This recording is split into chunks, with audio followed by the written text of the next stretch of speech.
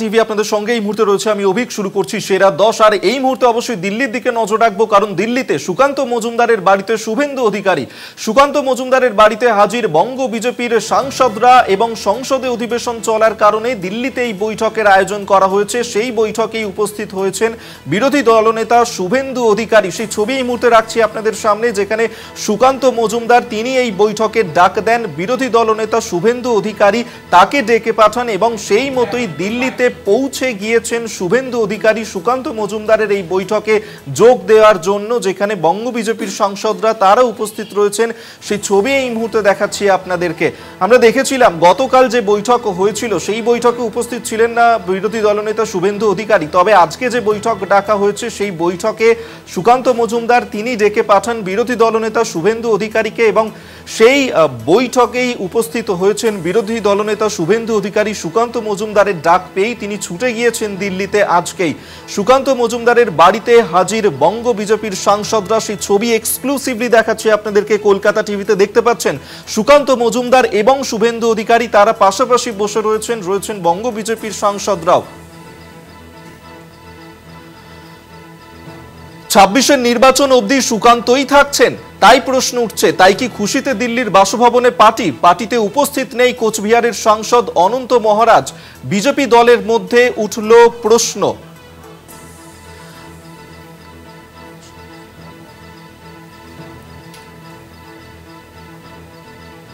সেই ছবি এই মুহূর্তে দেখাচ্ছি আপনাদেরকে, যেখানে দিল্লিতে বাসভবনে সেখানে যে বৈঠক ডাকা হয়েছে সেই বৈঠকের ছবি দেখাচ্ছি, যেখানে কোচবিহারের সাংসদ অনন্ত মহারাজ তিনি যদিও এই পার্টিতে উপস্থিত নেই, বিজেপির দলের মধ্যেই সেই নিয়েই প্রশ্ন উঠতে শুরু করেছে। সেই ছবি এই মুহূর্তে রাখছি, কলকাতা টিভিতে এক্সক্লুসিভলি দেখছেন দিল্লিতে বিজেপির ডাকা বৈঠকের ছবি। আমরা এই নিয়ে কথা বলবো। এই মুহূর্তে সরাসরি আমাদের সঙ্গে রয়েছেন আমাদের বিশেষ প্রতিনিধি অঞ্জন রায়। অঞ্জন দা, অত্যন্ত গুরুত্বপূর্ণ এই বৈঠক, কারণ সুকান্ত মজুমদার তিনি ডেকে পাঠিয়েছেন, শুভেন্দু অধিকারী তিনি সেখানে পৌঁছে গিয়েছেন। কি কারণে এই বৈঠকের ডাক দেওয়া হলো?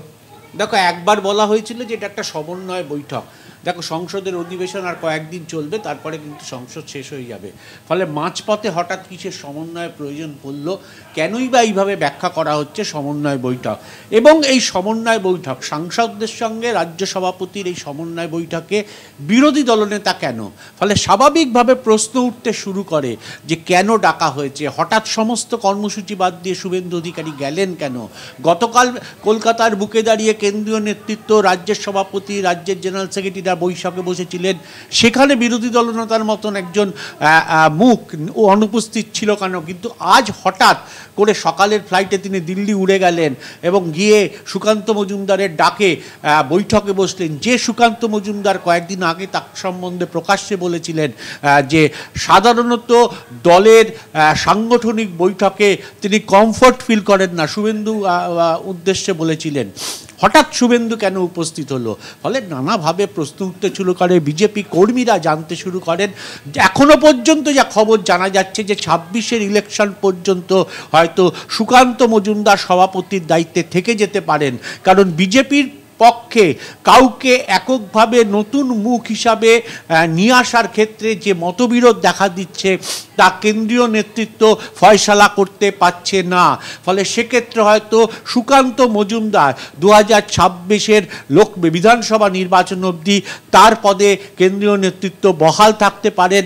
সেই ক্ষেত্রে হয়তো আলোচনা নেতৃত্বের সাংসদদের সঙ্গে আলোচনা, এই রাজ্যের যে সাংসদরা রয়েছেন তাদের সঙ্গে আলোচনা করে বিষয়টা একটা জায়গায় নিয়ে আসা, যাতে সুকান্ত বিকল্প না হলে সুকান্ত মজুমদারই থাকছেন 2026-এর লোকসভা নির্বাচন পর্যন্ত।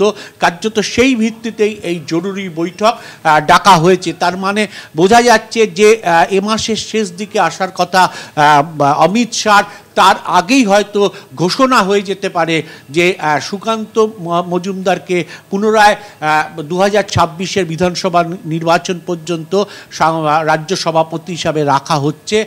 কারণ কেন্দ্রীয় নেতৃত্ব একটা সমঝোতার পর্যায়ে আসতে পারছে না, রাজ্য নেতৃত্বের সঙ্গে কথা বলে কোনো একক নাম সিদ্ধান্ত করতে পারছে না। ফলে সেক্ষেত্রে হয়তো সুকান্ত মজুমদারকেই রেখে দেওয়া হতে পারে। তাই এই বৈঠক এবং এই বৈঠকের শেষেও ডিনার আছে। ফলে অনেকে বলছেন যে একটা খুশির হাওয়ার মধ্যেই কিন্তু এই বৈঠক সুকান্ত মজুমদারের বাড়িতে, যেখানে স্বয়ং শুভেন্দু অধিকারী সহ অন্যান্য সাংসদরা উপস্থিত রয়েছেন। শুধুমাত্র রাজ্যসভার কুচবিহারের যিনি সাংসদ ছিলেন, বিজেপি হিসাবে জিতেছিলেন, অনন্ত মহারাজ এই বৈঠকে আমন্ত্রণ পাওয়া সত্ত্বেও আসেননি। এখানেই এই প্রশ্নটাই আপনাকে করতে চাইবো অঞ্জন দা, যেখানে সত্যি যদি বিজেপির এই উদ্দেশ্যই থাকে যে বিজেপির নেতৃত্বের মধ্যে দূরত্ব কমিয়ে আনা, সমন্বয় রক্ষা করা, সেই উদ্দেশ্যেই যদি আজকের এই বৈঠক হয়, তাহলে তো এখানে স্পষ্ট হচ্ছে কোচবিহারের সাংসদ অনন্ত মহারাজ তিনি তো নিজেই এই বৈঠকে নেই। সেখানেই তো প্রশ্ন উঠছে শুরু। সেখানেই দেখো যে সমঝোতার প্রশ্ন, যে কথা বলা হয়েছিল, সেই সমঝোতার প্রশ্ন এখনো পর্যন্ত সেইভাবে ব্যাখ্যা পাওয়া যায়নি। ব্যাখ্যা বরঞ্চ আমাদের কাছে যেটা এসে পৌঁছচ্ছে, দলীয় সূত্র মারফত যেটা জানা যাচ্ছে, বৈঠকে চলাকালীন আমরা যে খবর পাচ্ছি তাতে বোঝা যাচ্ছে যে কেন্দ্রীয় নেতৃত্ব চাইছেন সুকান্ত মজুমদারই 2026-এর নির্বাচন অবধি থাকুক। এখনো পর্যন্ত এইটাই ঠিক আছে। সেক্ষেত্রে একটা আলাপ আলোচনা করে একটা খুশির আবহাওয়ায় আজকে সুকান্ত মজুমদার বাড়িতে তার সাংসদদের ডেকেছেন। এ রাজ্য থেকে নির্বাচিত যারা সাংসদ, স্বয়ং বিরোধী দলনেতাও সেখানে উপস্থিত আছেন। সবটা মিলিয়ে বোঝা যাচ্ছে যে কি হতে চলেছে বোঝা যাচ্ছে। তবে এটা পরিষ্কার যে কোনো একক নাম বিজেপি কেন্দ্রীয় নেতৃত্ব এখনো সিদ্ধান্ত নিতে পারেননি। যদি না পারেন, সেক্ষেত্রে সুকান্ত মজুমদারই 2026-এর লোকসভা নির্বাচন পর্যন্ত রাজ্য সভাপতি হিসাবে থাকছেন। আজকের বৈঠকে কার্যত সেটা পরিষ্কার হয়ে গেল। একেবারে সেই বৈঠকের দিকে আমাদের নজর রয়েছে। আপাতত ধন্যবাদ জানাবো আপনাকে। এতক্ষণ সরাসরি আমাদের সঙ্গে ছিলেন বিশেষ প্রতিনিধি অঞ্জন রায়, এবং সেই বৈঠকের ছবি এক্সক্লুসিভ আপনাদের সামনে আমরা রাখছি কলকাতা টিভির পর্দায়, যেখানে সুকান্ত মজুমদার তিনি দিল্লির বাসভবনে এই বৈঠকের ডাক দিয়েছেন, যেখানে শুভেন্দু অধিকারী তিনি রয়েছেন। 26-এর নির্বাচনের আগে এই যে বৈঠক তা অত্যন্ত গুরুত্বপূর্ণ।